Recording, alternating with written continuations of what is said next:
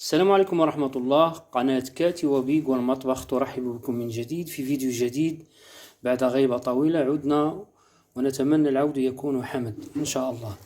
هنا كما تشوفوا خديت 5 الخيزوات موينات، حكيتهم نقيتهم مزيان ودرتهم في واحد نص لتر ديال الماء وسلقتهم، وضفت عليهم فاش كانوا تيتسلقوا ضفت عليهم معلقة صغيرة ديال الحامض ومعلقة صغيرة ديال الخل الأبيض.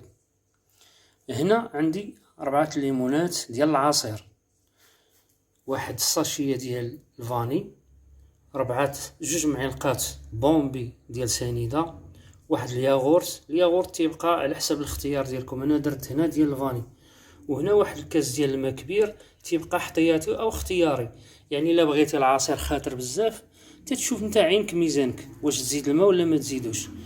ان شاء الله دابا غندخلو باش نبداو الوصفة ديالنا على بركة الله. هنا كما تتشوفوا في الخلاط درت داك الياغورت وخيزو مع الماء ديالو فاش تسلق، مع ديك نص معلقه، مع ديك معلقه صغيره ديال الحامض ومعلقه صغيره ديال ماء ديال الخل الابيض. دابا ان شاء الله غنضيف هذاك الفاني اللي عندي، وغنضيف دوك 2 معالق كبار ديال سنيده، وغنخلط هادشي مزيان.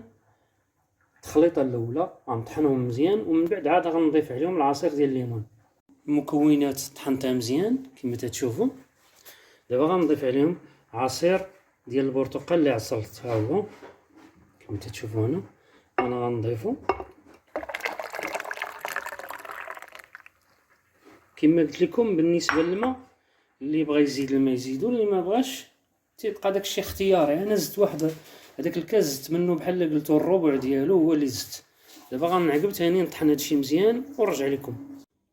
العصير ديالنا هو هذا كما تشوفوا، كيجي رائع. كنتمنى تجربوه في ديوركم.